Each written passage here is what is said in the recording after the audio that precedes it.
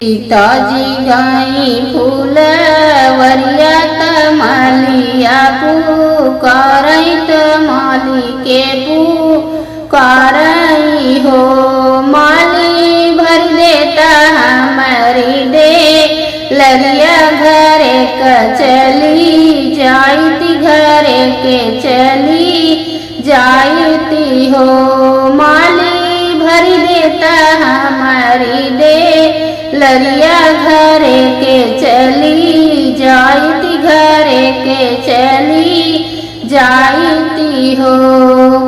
रसवा के मातल भावरवा सीता के अचरी बैठे सीता के अचरी बैठई हो। सखिया फुलवा के मातल भावरवा सीता के अचरे बैठे सीता के अचरे बैठई हो।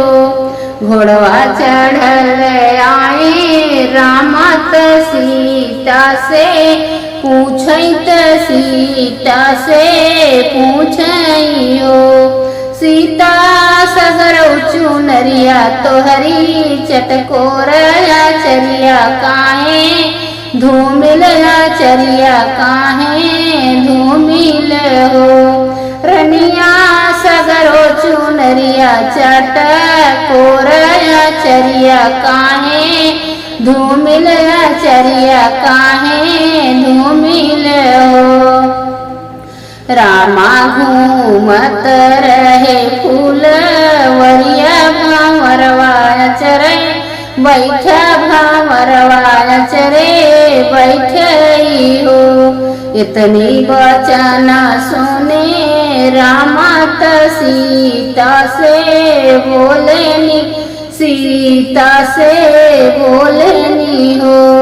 रनिया देती धनुष बाण भावरवा मारई जाबई भावरवा मारई जाबई हो। रनिया दे तू धनुष बड़वा भावरवा मारई जाबई भावरवा मारई जाबई हो। इतनी वचन सुनी सीता हंसी के बोली तो हंसी के बोली हो। रामा भंवरा तहे भैरो भैया उन्हई जीनी मारा उन्हई जीनी मारा हो। रामा भंवरा तहे भैरो भैया उन्हई जीनी मारा उन्हई जीनी मारा हो। सीता गई फूलवरिया माली के पुकारई माली के पुकारई हो। माली भरी देता हमारी डेलरिया घरे के चली जाती घरे के चली जाती हो।